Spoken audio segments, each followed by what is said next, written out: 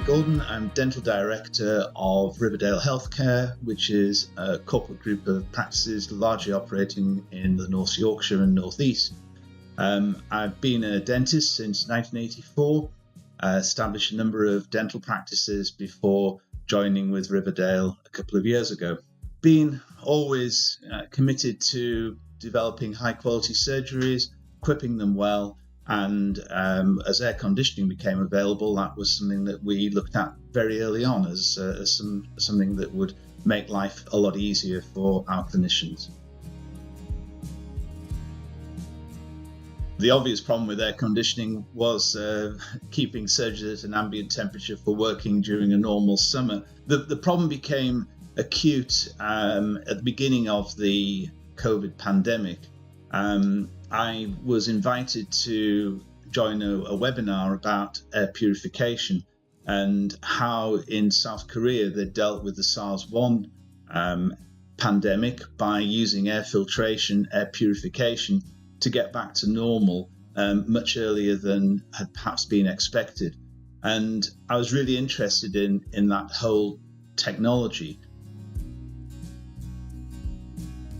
We're working in closed surgeries. We haven't got any natural ventilation in some of the surgeries. In fact, the majority of surgeries wouldn't have forced ventilation.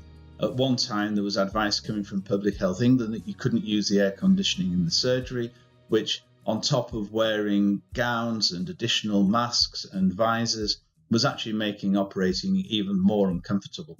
So being able to ensure we could use the air conditioning and reduce the fallow time were two really key points from our perspective. I think I first met Craig Brook from Sub-Zero about 20 years ago. He installed the first units in one of our surgeries. We just realized what a difference it made. Craig has always been very cooperative, worked with our different building contractors, and always come up with a solution, kept us on top of the technology that was available, which is through him that Panasonic was introduced.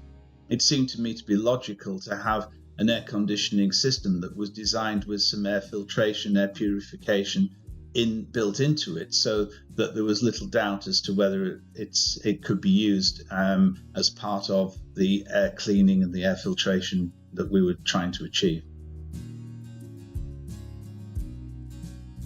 Patients, I find, are very aware of the requirement for ventilation, and there's a high degree of trust placed by patients coming into the practice that, against the backdrop of severe warnings about ventilation and about the virus, patients coming into the surgery are looking for reassurance, and every little thing that we can do helps.